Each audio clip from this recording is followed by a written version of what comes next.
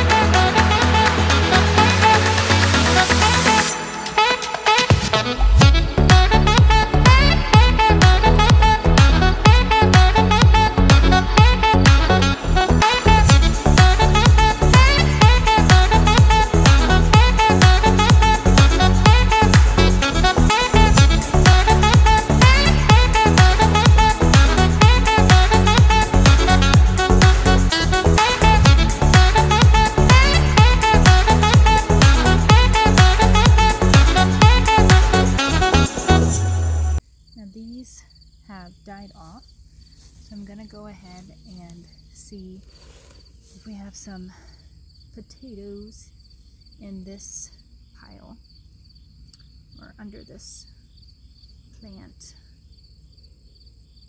which we should. Just don't know how big they will be.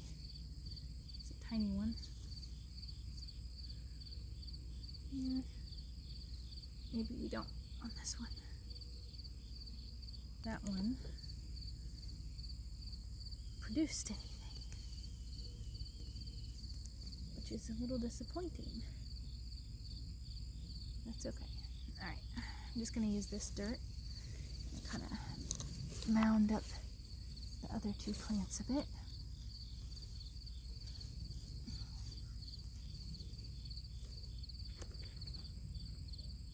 I don't know if you can see that. Just gonna mound them up with the dirt that was over here. Yeah, there's like a baby potato.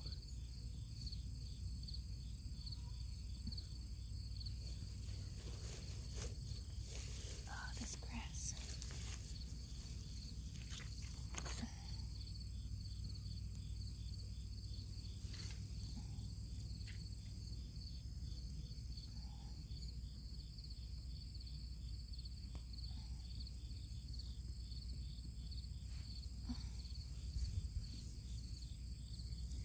Hey friends, I had shared the other day a quick story about how we dehydrated some of our tomatoes and then made it into tomato paste.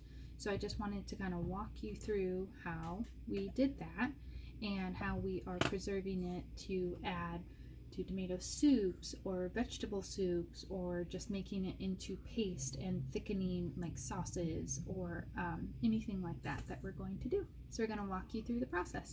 Okay, first things first, I would take a few of our tomatoes. Just got these from the garden this morning. And what I like to do is just slice in half like this. And then I will add them. I've already done this process, but what I would do is add them on the tray here, and you can tell these ones are already dehydrated. So that's how I do that process. Normally I let these sit under the dehydrator for about 24 hours. Sometimes it takes a little bit longer, especially if they're more plump ones. Then they tend to be a little bit more juicy, so they need a few more hours of sitting in the dehydrator. Next, I have essentially a coffee grinder, but it works really well for this. So I just take these, I don't know if you can see that, take these off the dehydrator and just throw them in a handful at a time, like so. And so here, grind them up. This might be kind of loud, sorry.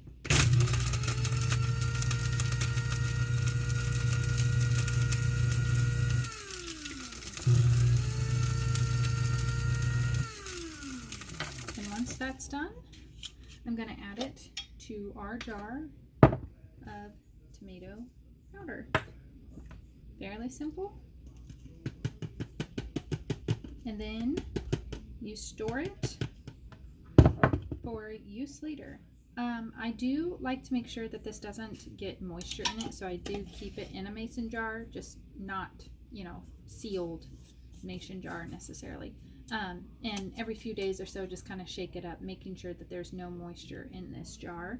If there is, then that would ruin the powder and you wouldn't be able to use it.